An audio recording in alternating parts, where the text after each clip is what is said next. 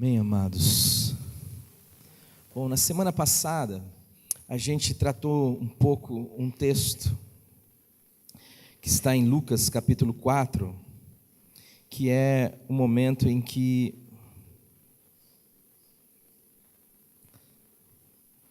Jesus sai da tentação e ele entra na sinagoga.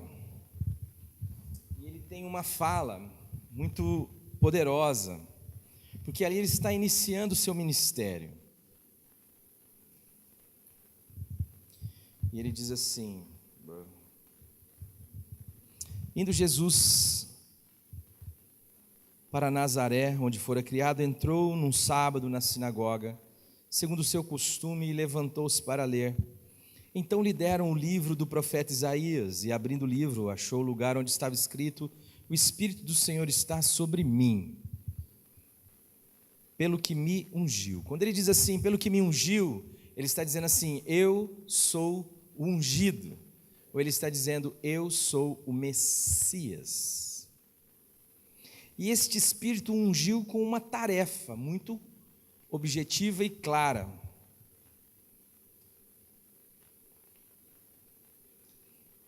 Ele me ungiu para evangelizar os pobres, enviou-me para proclamar libertação aos cativos, para a restauração da vista aos cegos e para pôr em liberdade os oprimidos e apregoar o ano aceitável do Senhor. Tendo fechado o livro, devolveu ao assistente, sentou-se, e todos na sinagoga tinham os olhos fitos nele. Então passou a lhes dizer: hoje se cumpriu a escritura que acabais de ouvir. Todos lhe davam testemunho e se maravilhavam das palavras de graça que lhes saíam dos lábios. E perguntavam: não é este o filho de José? Então ele disse: sem dúvida citar-me-eis este provérbio: médico, cura-te a ti mesmo. Tudo o que ouvimos ter se dado em Cafarnaum, faze também aqui na tua terra. E prosseguiu: de fato vos afirmo que nenhum profeta é bem recebido em sua própria terra. Na verdade vos digo que muitas viúvas havia em Israel no tempo de Elias, quando o céu se fechou por 3 anos e 6 meses, reinando grande fome em toda a terra. E nenhuma delas foi Elias enviado, senão a uma viúva de Serepta de Sidom. Havia também muitos leprosos em Israel nos dias do profeta Eliseu, e nenhum deles foi purificado, senão Naamã o sírio. Todos na sinagoga, ouvindo essas coisas, se encheram de ira, e levantando-se, expulsaram-no da cidade, e o arrastaram até o cimo do monte, sobre o qual estava edificada aquela cidade, para de lá o precipitarem para baixo. Jesus, porém, passando por entre eles, retirou-se. Eu quero que você agora dê uma viradinha na folha e vá para o capítulo 5. O verso 29. Vamos ler do 27. Passadas estas coisas, saindo, viu um publicano chamado Levi, assentado na coletoria, e disse-lhe: segue-me. Ele levantou e, deixando tudo, o seguiu. Então lhe ofereceu Levi um grande banquete em sua casa, e numerosos publicanos e outros estavam com ele à mesa. Os fariseus e os escribas murmuravam contra os discípulos de Jesus, perguntando: por que comeis e bebeis com publicanos e pecadores? Respondeu-lhe Jesus: os sãos não precisam de médico, e sim os doentes, e eu não vim chamar justos, e sim pecadores ao arrependimento. Disseram eles: os discípulos de João, bem assim os fariseus, frequentemente jejuam e fazem orações, os teus, entretanto, comem e bebem. Jesus, porém, lhes disse: podeis fazer jejuar os convidados para o casamento enquanto o noivo está com eles? Dias virão, contudo, em que lhes será tirado o noivo, naqueles dias sim jejuarão. Também lhes disse uma parábola: ninguém tira um pedaço de veste nova e põe em veste velha, pois rasgará a nova, e o remendo da nova não se ajustará à velha. E ninguém põe vinho novo em odres velhos, pois o vinho novo romperá os odres, entornar-se-á o vinho e os odres se estragarão. Pelo contrário, o vinho novo deve ser posto em odres novos, e ambos se conservam. E ninguém, tendo bebido vinho velho, prefere o novo, porque diz: o velho é melhor. Santo Espírito, mais uma vez nós clamamos a Tua ação no nosso meio. Cativa os nossos corações, as nossas mentes, nos guarda de toda interferência maligna e dá-nos a graça, Senhor, de estarmos atentos e receptíveis à Tua palavra, e que ela cumpra, Senhor, a razão pela qual o Senhor a enviou. Em nome de Jesus, amém. Eu, de fato, estou numa crise profunda. Eu vivo numa crise. Mas, ultimamente, essa questão tem sido, de alguma forma, apurada dentro do meu coração, à medida que a gente olha para a realidade da igreja, principalmente, e para a nossa apatia em relação ao que a gente vê. Essa semana eu tive conversando com um rapaz que ele é a maior sumidade em João Ferreira de Almeida no mundo. É um menino especialíssimo, muito querido. E a gente começou a tomar um café e a falar um pouco sobre algumas coisas, alguns projetos em parceria. E de repente a gente começou a falar da essência das Escrituras, aquilo que a palavra de Deus nos ensina e daquilo que a gente vê de forma comum, maioral, majoritária, de forma mais abrangente, que nega necessariamente o Evangelho de Jesus Cristo. E para a qual nós temos uma carência, nós temos assim uma paciência, nós temos uma longanimidade que esta própria negação, ou que aqueles que representam essa negativa não têm em relação ao Evangelho. A gente vê alguma coisa semelhante ao Evangelho e a gente, tá bom, fazer o quê? Mas um Evangelho 99% verdadeiro, ele é 100% falso. A sua efetividade, ela não tem nenhuma realidade espiritual. E normalmente isso tem a ver com o seu cerne. Eu aprendi com um amigo muito precioso, o nome dele é Silas Rocha, que você não deve ligar muito para um edifício. Se o edifício tem 10 andares, 20 andares, se ele é um por andar, se ele é alto padrão, se ele não é, se ele é de vidro, se ele é do que for, não ligue para o que foi colocado em cima. Atente para o que está posto embaixo, para aquilo que o sustenta. Quando você vê aquilo que está sustentando, é ali que você precisa bater, porque esse edifício vai ruir. E é ali que você tem que entender em cima do que está construído essa estrutura toda, porque nós olhamos um edifício muito bom, um edifício muito belo, um edifício com muitas reminiscências interessantes, quando, por exemplo, estávamos diante do templo, o templo estava reformado lá em Jerusalém, Herodes acabou de reformar aquela estrutura toda, é uma estrutura belíssima, e eles estão contemplando, meu Deus, que negócio maravilhoso. E Jesus então diz, coloca no chão esse negócio. Eu tenho insistido nessa fala porque eu acho isso fundamental para a gente enquanto comunidade. Ou isso fica gravado em nós, a nossa missão, a nossa identidade, o nosso cerne, ou a gente vai continuar perdido. E Jesus diz assim, derruba. Mas você vai falar, derruba? Derruba que eu vou erguer uma realidade poderosa e que não pode ser comparado com essa. Na verdade, essa estrutura aí não irá ficar pedra sobre pedra que não seja derrubada. Só que o templo, ele é um símbolo, ele é um signo visível de um espírito que o habita.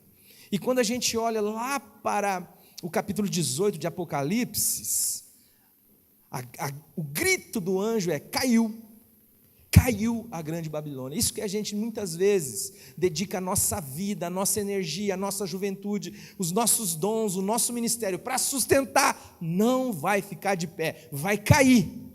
E vai cair por quê? Porque se tornou morada de demônios e habitação de todo espírito maligno. Aí você fala, Alexandre, você está pegando pesado? Não estou pegando leve. Pegando leve demais. Na grande maioria daquilo que a gente pode experimentar, ver, olhar, avaliar, tem a ver com essa estrutura que escraviza a vida das pessoas, que entorpece a mente das pessoas, que apresenta Jesus e Deus, o Pai, como um déspota, como um escravizador, não como um libertador, não como alguém que abre os olhos, mas como alguém que entorpece a visão. Muita gente faz e não sabe nem por que está fazendo. Mas por que você está fazendo isso? Não sei, cara. estou fazendo. É um Deus que se importa com bobagens. É um Deus que não sonda corações, para começar a nossa conversa. Desde que você manifeste do lado de fora uma aparência adequada, que tenha alguma conformidade com aquilo que tem a ver com Deus, mas é desprovido de essência, de conteúdo, ou seja, o alicerce disso é a areia. Desde que você apresente do lado de fora uma estética adequada, está tudo certo. E aí a gente vai criando subterfúgios, como diz o humorista, quem não tem dinheiro conta história, né? A gente vai criando estruturas, a gente vai criando embelezamento, a gente vai melhorando o prédio, o edifício vai ficando legal, a gente vai desenvolvendo funções, desenvolvendo status, desenvolvendo estágios, desenvolvendo lugares, e as pessoas vão se sentindo cativadas por esse processo, de tal forma que elas vão ficando amarradas, presas, entorpecidas, vão ficando mais do mesmo. É o Deus que trabalha com mérito, por exemplo.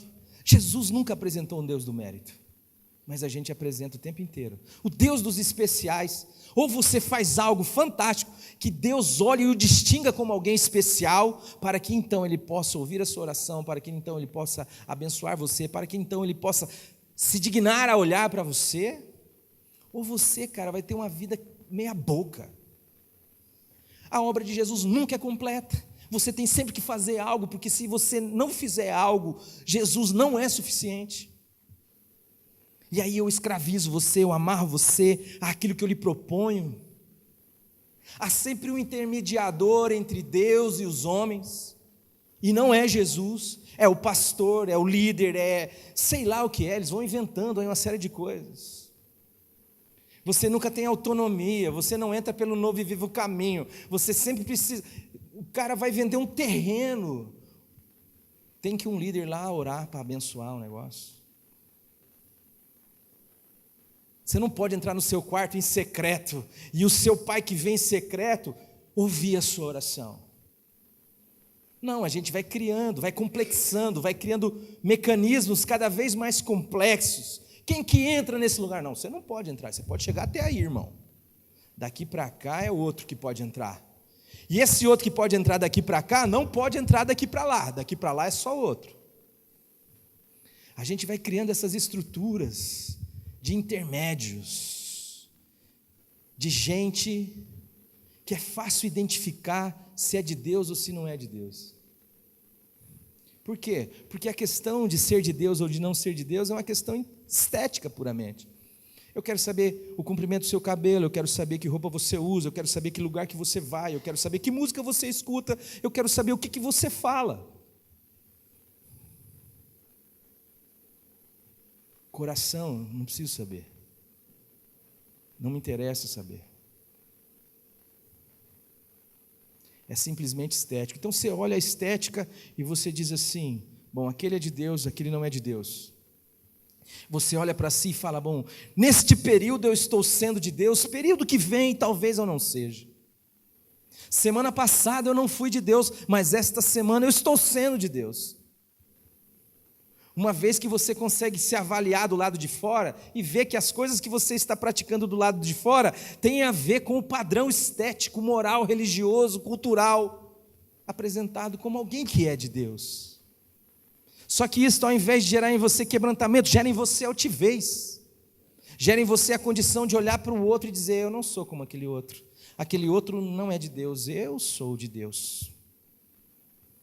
E aí você entra nessa clausura escura, até que chega Jesus. E Jesus chega, e aqui ele está iniciando o seu ministério. Ele acabou de ser batizado, acabou de sair da tentação. Ele vai agora avisar a rapaziada, virei pastor. João Batista me ungiu. Agora ele vai iniciar o ministério profético dele. Então ele entra já na sinagoga, sabe que quem está lá é a rapaziada que tem que aferir esse negócio mesmo. Daí ele pega o texto do profeta Isaías e diz, o Espírito do Senhor está sobre mim pelo que me ungiu. E me ungiu por uma parada aí. Eu vim apregoar o evangelho aos pobres. Eu vim dar vista aos cegos. Eu vim pôr em liberdade os cativos. Eu vim pôr em liberdade os oprimidos. Eu vim anunciar o ano aceitável do nosso Deus. Ele omite, porque se você continua no texto lá em Isaías, o texto que Jesus estava lendo, ele diz assim: e o ano da vingança do nosso Deus. Por que ele omite isso? Porque o próprio profeta Isaías disse que esta vingança recairia sobre ele. Ele foi moído por causa das nossas transgressões. Ele foi traspassado por causa das nossas iniquidades. O castigo que nos traz a paz estava sobre ele. Não é sobre você. É sobre ele. E pelas pisaduras dele nós fomos sarados. Então ele omite isso. E aí, cara, ele faz algo fantástico. Ele chega assim e diz: então, essa parada se cumpriu hoje, diante de vós. Esta palavra aqui está cumprida. Eu sou. Na hora que ele fala isso, o pessoal treme.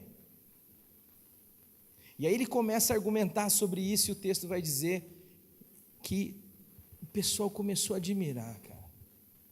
Que maravilha de palavra. Que sabedoria que sai da boca desse homem. Mas aí, de repente, ele diz assim: viu, mas havia muitos leprosos em Israel, mas foi Naamã sírio que foi curado. Havia muitas viúvas em Israel, mas nenhuma delas Deus usou como instrumento para alimentar o seu profeta. E ninguém foi alvo da graça libertadora, salvadora de Deus concernente à lepra, a não ser um sírio, um general, alguém que oprimia o povo de Israel. Na hora que ele fala isso, o texto vai dizer que se encheu de ira os corações. Quando você rompe o odre da religião, você receberá ódio como paga. Quando você alarga os limites do ponto de vista do evangelho, você deve receber uma oposição terrível. Há uma mudança de ânimo. Os caras que estavam admirados querem matar Jesus, agarram Jesus, levam para o alto da cidade Jesus, estão querendo jogá-lo para baixo, até que ele dá um DJ. A gente acha que ele deu não deu, ele saiu correndo mesmo. Ele fugiu, ele escapou, porque senão ia morrer. Que questão é esta? Que razão é esta? E aí, nós falamos um pouco sobre esta questão de todas as vezes que o bem nos frustra. Se Jesus não frustrar a sua expectativa de Deus, não é a Jesus que você está louvando, adorando ou servindo quando você serve, louva e adora. É a outra divindade pagã. Simples assim. Se Jesus não frustrar tudo aquilo que as pessoas esperam de um Deus, porque pense comigo, amados, ninguém espera de um Deus crucificado. A ideia de Deus que nós temos é uma ideia de Deus poderoso. Olha, vê se esse não é o discurso da igreja, na sua maioria, ou daquilo que toma para si a prerrogativa de ser igreja. Venha para cá, que aqui Deus é poderoso, e aqui Ele vai resolver o seu problema. O nosso Deus aqui é o poder. Mas o poder manifestado em Jesus é o poder de levar tapa na cara e virar o outro lado. É o poder de abençoar quem nos amaldiçoa. É o poder de orar por quem nos persegue. É o poder da cruz. Que 1 Coríntios 1:18 vai chamar de o poder de Deus. Porque a palavra da cruz é loucura para os que perecem, mas para nós que somos salvos, o poder de Deus. O que é a palavra da cruz? A palavra da cruz é um dogma, é é uma teologia sistematizada. Não, a palavra da cruz é aquilo que traz na sua essência a revelação de um Deus que foi à cruz. De um Deus que você olha, cara, chegando em Jerusalém, você naturalmente, o homem natural, o homem velho, vai olhar aquele cara na cruz, lá 2 bandidos, vai olhar uma rapaziada de boa índole e vai falar: meu, aquele cara fez caca. Esses caras aqui são gente boa, vamos conversar com eles ali. Se a gente não entender isto, e a gente falou de todas as vezes que o bem precisa nos frustrar, porque senão a gente entra numa estrutura maligna, perversa, matadora, escravizadora, cegadora. E o bem precisa nos frustrar. E não adianta ficar bravo com o bem, porque não adianta nada contra a verdade. A gente não pode nada contra ela, senão a favor dela. Caso contrário, é recalcitrar contra aguilhões da palavra. Mas aí, amados, esta é a estrutura que nós falamos no domingo passado. Essa ideia desse Jesus igual, desse bem entendido para nós como aquilo que vem ao encontro das nossas expectativas, melhor dizendo. Não, você precisa ser frustrado, eu preciso ser frustrado, para de fato experimentar qual seja a boa, perfeita e agradável vontade de Deus. É por isso que esse texto que eu acabei de citar, que está lá em Romanos 12, fala de uma metanoia, fala de uma mudança de mente. Tudo que você pensa, a forma como você pensa e que se acomoda a este mundo, que se conforma com este mundo. Olha, desde que o mundo é mundo, cara, os mais fortes se dão bem. Desde que o mundo é mundo, os mais poderosos se dão bem. Desde que o mundo é mundo, todo mundo é tratado pelo mérito. A graça inaugural em Jesus veio para o que era seu, mas os seus não receberam, mas a todos quantos o receberam, deu-lhes o poder de serem feitos filhos de Deus. Filhos nascidos não da carne, nem da vontade do homem, nem da vontade do sangue, mas nascidos do próprio Deus. E esta salvação é pela graça, mediante a fé. E isso não vem de você, não vem das suas obras, para que ninguém se glorie. Mas é graça. A graça nem é favor imerecido. A graça é o amor em ação. Favor a gente anota. Você faz um favor para alguém, pode ser que você não quis nada naquele momento, mas você deixa ali guardadinho. Faz o segundo, a mesma coisa. Faz o terceiro, a mesma coisa. Encontrou uma pisada na bola, você fala: meu, olha aqui, ó, estou com o bolso cheio de anotação, de bondade que eu fiz, favor que eu fiz para esse vagabundo aqui, esse cara agora me dá uma dessa. É ou não é? Favor você não cobra, mas contabiliza. A graça não. A graça ela te dá e fala: vê o que você quer fazer com isso aí, cara. Eu vou usar essa graça contra o Deus da graça. Você pode, vai morrer, mas pode. Eu não vou arrancar de você. Você sabia que um ladrão, para assaltar, ele precisa da graça? Os caras que assaltaram lá o Paraguai esse tempo atrás, eles precisam da graça. Cara. O ar que respira, a condição de arquitetar, de imaginar, de raciocinar, elaborar, projetar, tudo isso é dom de Deus.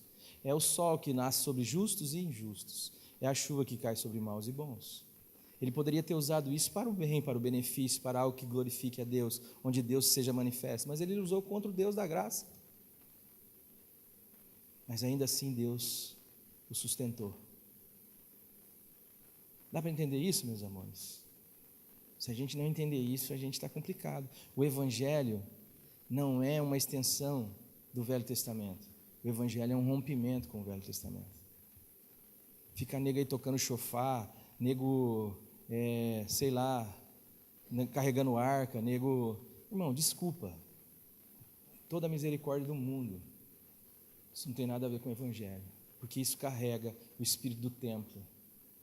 E aí, Jesus está com a liberdade do Evangelho que lhe é própria. E ele está na caminhada aqui e ele passa onde?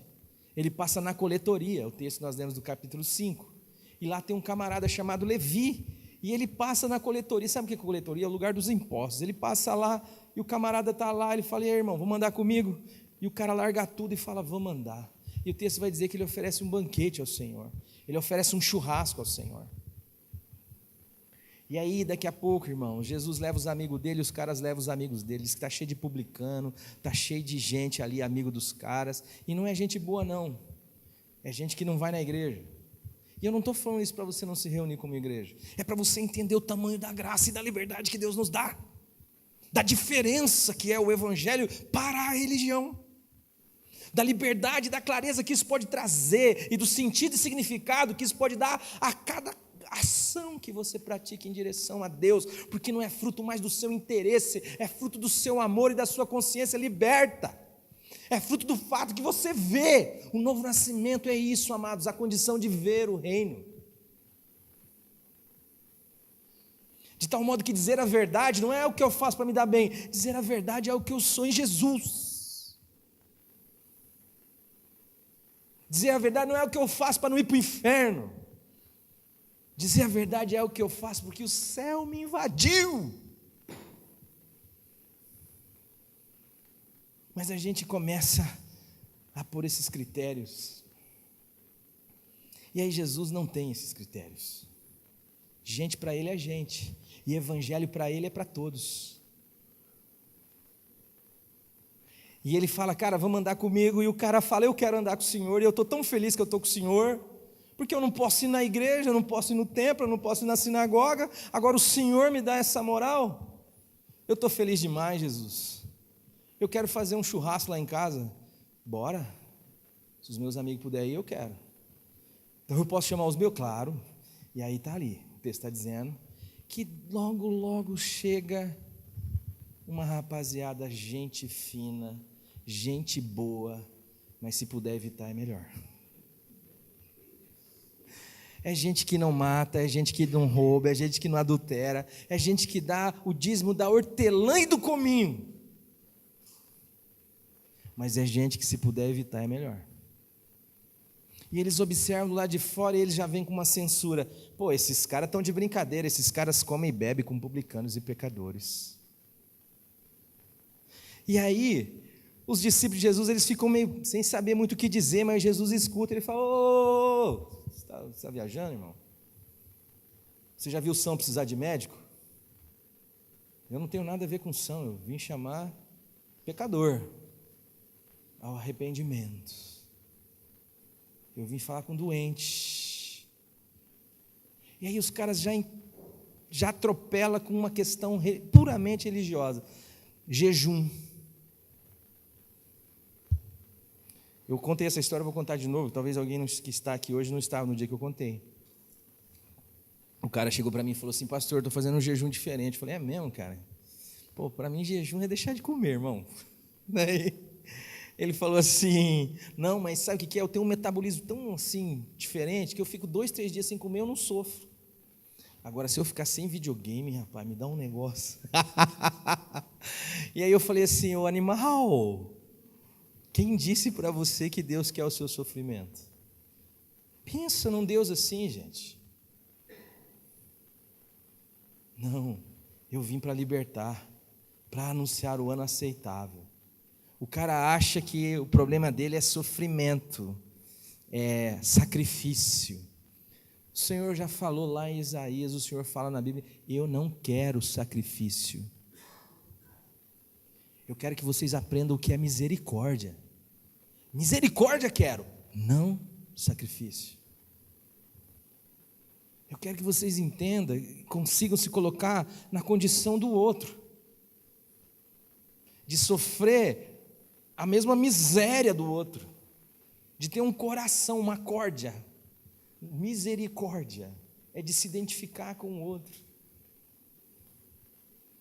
não de ser alguém que se eleva sobre o outro e diz: beijo meu anel, mortais. Mas quando você estiver com um quebrado, você falar: irmão, aqui tem um quebrado igual você, mas eu conheço um cara que veio libertar a gente igual a nós. Eu conheço um cara que é capaz de abrir os nossos olhos, que é capaz de dar a nós uma nova vida, uma nova mente. que demole esse espírito, esse templo, esse mundo desse jeito, que nos liberta para ser, de tal forma que tudo que você faz em relação, em direção, em comunhão com Ele, passa a ter sentido. Eu fui falar numa igreja em outra cidade um mês passado, e é uma coisa que é bobinha, eu falo sempre, né? Mas era um trabalho com os casados, e aí eu falei assim: amados, se beijar a esposa fosse, se tivesse o 11º mandamento na Bíblia, do tipo assim, todo marido deve beijar a esposa ao menos 10 vezes por dia, e toda esposa deve beijar o marido ao menos 18 vezes ao dia. Eu sou branco, sou coxinha, eu já sou machista agora também.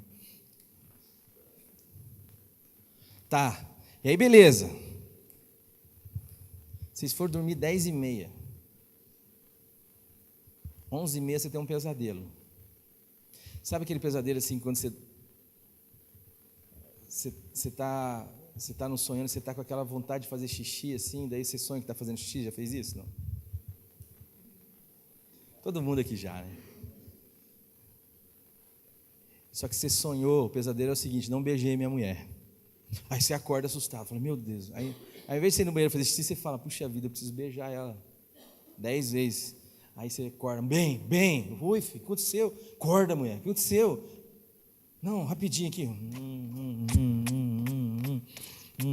10. Sua mulher vai olhar e falar, meu, se infeliz, me acorda, atrapalha meu sono. Que valor tem esse beijo, amado? Nenhum. Por quê? Porque ele é fruto de uma lei. Ele é fruto de um mandamento. Ele não é fruto de um coração que ama. Por que a gente acha que com Deus é diferente? Por que a gente faz as coisas para Deus por causa do medo, por causa da culpa, ou por causa do mandamento e acha que isso tem algum sentido? Não tem. Porque o Evangelho é relacional. A essência do Evangelho é relação. É Deus querendo ser com você.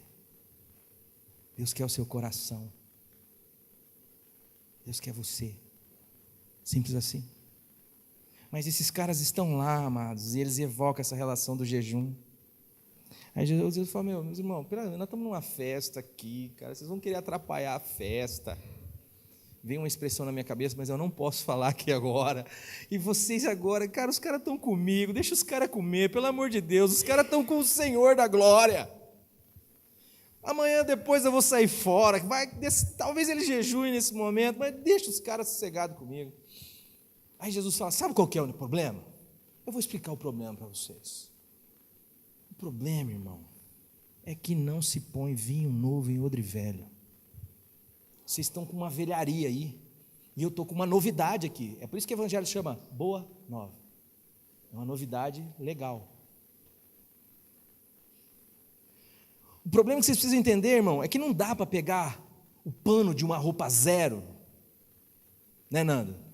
Uma vez eu estava lá em Floripa, Nando. Eu olhei no shopping daquele lá, e tinha uma camisa linda lá, rapaz. E eu falei, rapaz, minha sogra me deu depois. Não vou pegar um pedaço da minha camisa zero e linda e vou remandar um short velho meu, vou. Aí Jesus está falando, isso que vocês estão querendo aí não está cabendo aqui. Primeiro porque é o seguinte, o pano não combina com o short. E segundo que você vai estragar a roupa boa. Não se dá para misturar evangelho com essa estrutura que a gente está vendo, que é puramente religiosa. E que a gente tolera. Por quê? Porque carrega o nome de Jesus, carrega a Bíblia, carrega a louvor. Tá bom, pô. O templo carregava tudo isso, irmãos. Mas Deus não estava no templo. A voz do que clamava no deserto anunciava onde Deus estava, no deserto. E Apocalipse vai dizer lá no capítulo 3 que a história se fecha com Deus fora da igreja. Eu estou afora e bato. E sabe o que é pior? A igreja nem sente falta de Jesus. Sabe o que é pior? Ela dizendo, estou confortável aqui. Sabe por que a gente fica confortável? Porque que ninguém que provou o vinho velho prefere o novo. E quando a Bíblia fala ninguém, é nem eu nem você. A gente quer o vinho velho. A gente quer o vinho envelhecido 200 anos em barril de carvalho. O novo a gente não quer. A gente acha que a religião é melhor. A gente confia na religião. A gente confia na estrutura do nosso braço, a gente confia nos sistemas que são criados, porque eu quero medir, eu quero controlar, eu quero saber onde eu estou, eu quero saber se eu sou um abençoado, se eu sou um amaldiçoado, e eu quero saber como que eu faço para ser um abençoado, porque eu estou no controle. Eu não quero abrir mão da minha vida, eu não quero negar a mim mesmo. Ser discípulo de Jesus começa com a negação de si. Você quer? Você quer, irmão? Quer ser meu discípulo? Beleza, legal. Então fala o seguinte, negue-se. E daí? Tome a sua cruz. O que a cruz é em sua essência? É um filho dizendo assim para o seu pai, pai, se for possível, faz de mim esse cálice sem que eu beba. Eu não quero a cruz. Só que é um filho se rendendo ao pai, dizendo assim, contudo seja feita a tua vontade, e não a minha. Sabe por quê, irmãos? Porque o pai sabe que sem a cruz não há ressurreição. Você não vai experimentar o poder da vida da ressurreição, a menos que você perca a vida na cruz, com Jesus. Isto não é um evento pretérito passado no qual você creu, isto é também. Eu criei que fui crucificado, criei, mas é levando sempre e por todo lugar o morrer de Jesus, para que a vida de Jesus também se manifeste em nosso corpo que é mortal. Sabe por que a gente não quer a liberdade que Jesus quer nos dar? Porque a liberdade traz medo. Às vezes a gente gosta do nosso confinamento, da nossa gaiola de ouro, onde o canário está lá, está cantando, daqui a pouco chega o ovinho cozido, daqui a pouco chega o gilozinho descascado, o alpiste. Isso tem lá no Nordeste, não tem não, Marlon? Aqui também tem. A gente vai se acostumando com essa gaiola. Aí chega um Deus e fala, rapaz, sai do meio dessa terrinha pequena, que eu quero te dar uma terrona. Ela vai do Nilo até o grande rio Eufrates. Você fala, meu Deus, é largo demais. Dá medo. Eu não sei o que vai ter lá. Aqui eu tinha os meus parentes, eu tinha os limites certinho. Mas agora eu não sei. O que eu faço? Não, é só andar comigo. Mas, e para onde que eu viro? Cara, sai andando. Não, mas como assim? O senhor precisa me dar um mapa aí? Não, que mapa, irmão? Se eu te der um mapa, você vai enfiar a cara nesse mapa e você não vai olhar para a minha cara.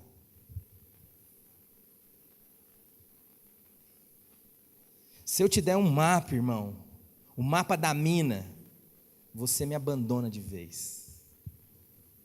Você não vai nem querer saber de mim. Vamos fazer o seguinte, vamos junto. Não é isso que ele disse a Abraão? Anda na minha presença, Abraão. Mas eu sou todo defeituoso, fica sossegado, eu vou te fazer perfeito. Anda comigo, eu sou o Deus Todo-Poderoso. E daí, cara, a gente olha, e o que me sangra o coração é saber que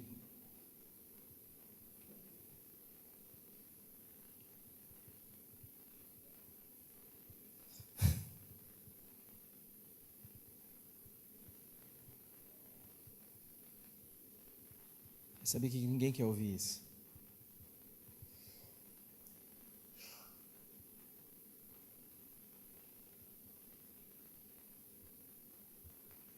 As pessoas querem mais do mesmo. As pessoas não querem liberdade. As pessoas não querem ver. As pessoas não querem ser libertas. Se tem uma coisa que as pessoas querem hoje é dar a consciência delas para que alguém as governe. Diga o que elas têm que fazer. Deus não se propôs a isso. Quem se propõe a isso é Satanás. Deus é aquele que constrói a relação. Deus é aquele que vai andar com a gente. E a partir dos nossos acertos, dos nossos erros, Ele vai construindo uma relação que lá no final você vai poder dizer assim: rapaz, antes eu conhecia Deus só de ouvir falar. Eu fui batizado, crismado, eu fui coroinha, eu fui ajudante de pastor, eu fui. Eu não perdi um culto, não perdi uma missa, eu não perdia nada. Mas o que eu tinha era informação acerca de Deus.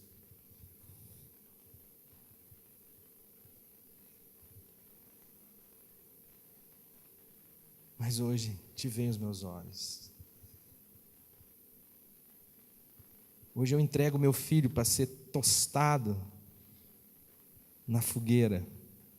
Não porque o meu filho vai ser tostado, é porque eu conheço o caráter da vida. Nada pode vir de ruim dele.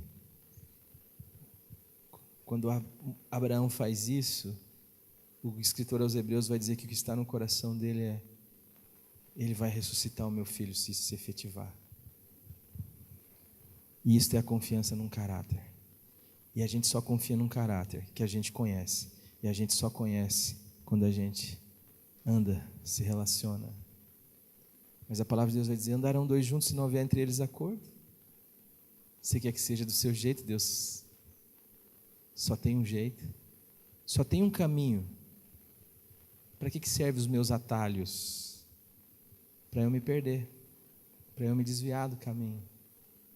Simples assim. E todas as vezes que eu ando por esse caminho,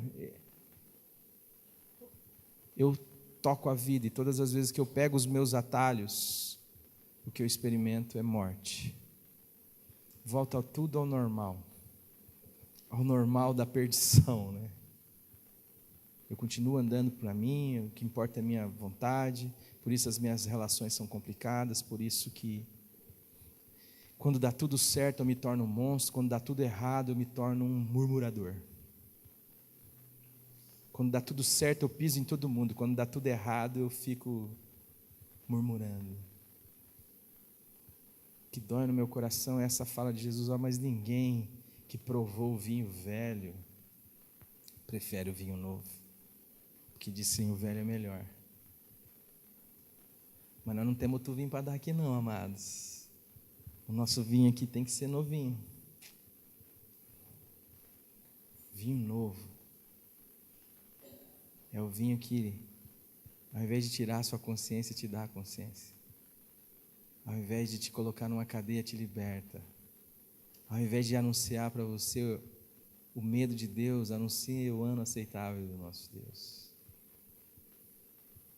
Ao invés de propor para você a religião, propõe para você a loucura do Evangelho, de um Deus que ama gente. Gente que nem a gente acredita que é. Deus pode amar. Que um Deus que não está interessado em desempenho religioso, Deus está interessado em coração, em relação. E a partir dessa relação e desse coração unido ao coração de Deus,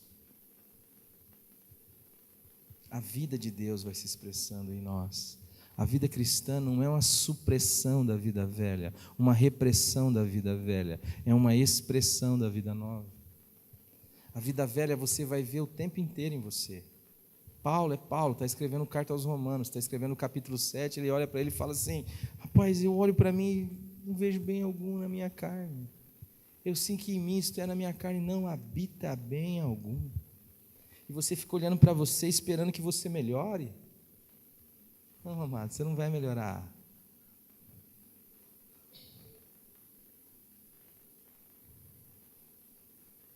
A vida cristã é o Senhor vivendo em mim.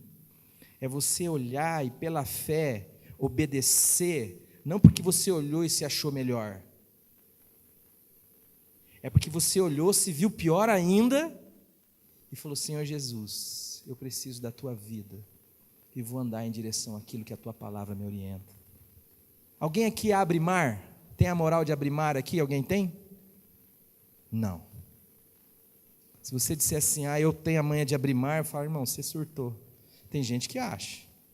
Não, Jesus, deixa comigo que eu vou dar uma cajadada nesse mar, esse mar vai abrir, ele vai ver, nós vamos passar todo mundo aqui. Não vai. Essa é a primeira noção que nós precisamos ter. Moisés olhou para ele e falou: rapaz, agora azedou. O faraó vindo ali, o marzão ali, agora azedou a tampa da marmita. Ele falou: não, vai lá, Moisés, mete o cajado no mar ali que o mar vai abrir. Ele fala: Senhor,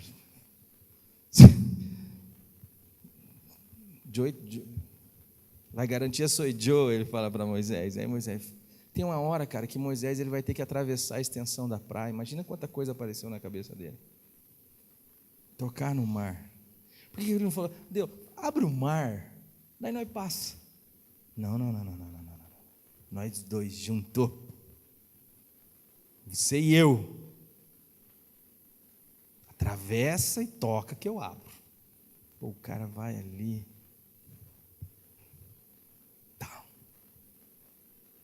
É não ter poder, mas fazer, andar em direção como se pudesse, sustentado pela palavra de Deus. Você não é bom, não há um bom, mas a bondade é a sua direção, porque Deus te chamou para isto. A verdade não é possível em você, mas ela é o seu caminho, porque você foi liberto por ela. Entende isso, amados? Sustentado pelo poder. Isso que é fé, amados. Fé não é você obedecer na força do seu braço. Fé é você obedecer sustentado pela palavra de Deus. Eu vou orar às vezes no meu quarto e eu vou colocar diante do Senhor as minhas tentações. E eu digo assim: Senhor, eu estou sendo tentado nisso. Eu preciso do seu socorro. E ele fala assim: quem pede, recebe. Quem busca, acha. Quem bate, se abre. É viver em comunhão, amados. E é viver sendo instrumento dessa liberdade para outras pessoas aprisionadas. Que Deus nos faça embriagados com o vinho novo. Que Deus faça de nós instrumentos do seu anúncio de evangelho para pobre, de liberdade para cativo, de vista para cego, porque eu quero dizer, a mesma unção que estava sobre Jesus está sobre a minha vida, está sobre a sua vida. Se alguém está em Cristo, tem isto vivendo. Isto, amados, é o que nos liberta para ser. Senhor, aí cada área da vida, relacionamento, finanças, trabalho, tudo vive nessa dimensão.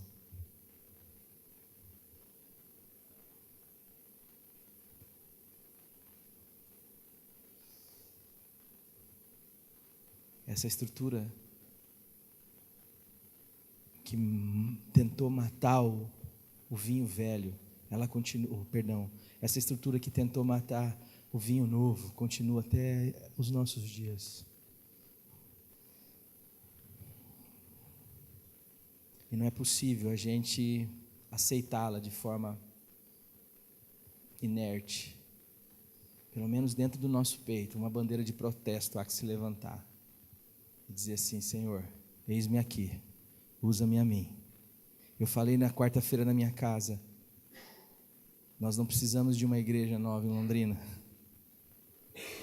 nós precisamos do Evangelho. se a gente for fazer o mais do mesmo. Eu usei a expressão, acho que o Rogério estava lá, né, Rogério? No dia que eu falei isso, é como se tivesse uma tonelada de arroz, e a gente pegasse uma vasilhinha de arroz que a gente fosse para casa lá, temperar, cozinhar, o gás, comprar o arroz, o sal, o alho, o óleo, fazia lá e chega ali naquela tonelada de arroz e despeja lá o seu meio quilo de arroz, contribuindo com mais do mesmo. Depois de um ano você está cansado. A única maneira de você continuar fazendo isso é se você perder a sua consciência. Aí você fica lá. Quem trouxer 2 panelinhas na semana que vem vai entrar aqui para os nossos trainees aqui de diáconos. Aí o cara traz 2 na semana que vem. Não adianta nada para Deus. É mais do mesmo. O evangelho ele é bom, gente. O evangelho ele soa como novidade mesmo. Por isso vale a pena gastar a vida, a energia, o dom, o talento, a unção. Agora, para construir mais do mesmo, irmão, estou fora. Vamos meter o pé nesse negócio e sair correndo. Vamos soltar uma bomba lá e sair correndo.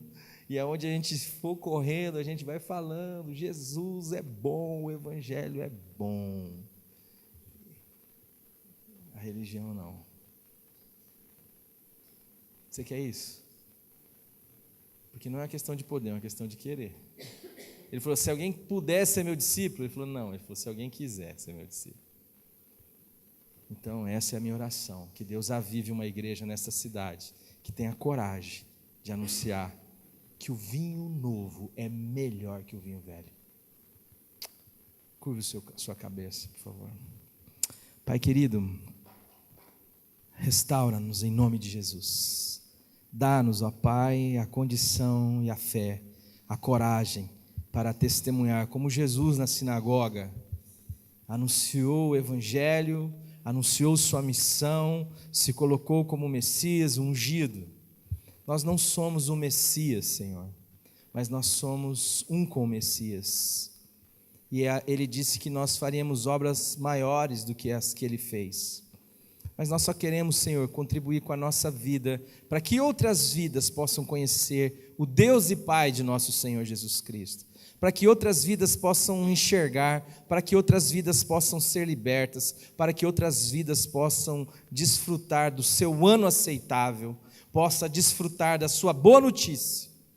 Pai, abençoa cada família aqui representada, abençoa cada pessoa que o Senhor trouxe aqui com esta coragem, Senhor, e com esta liberdade que dá sentido à vida.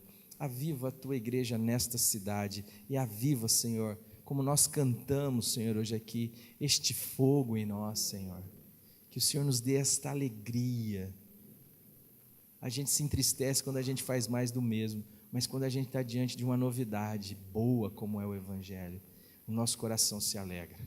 Opera assim, Senhor, no nosso meio, para a glória do Teu nome, em nome do Senhor Jesus. Amém. Olá pessoal, acabou agora o nosso estudo aqui na Palhano e eu senti sua falta, você que não pôde estar aqui, mas eu gostaria de convidar você a estar com a gente no próximo encontro.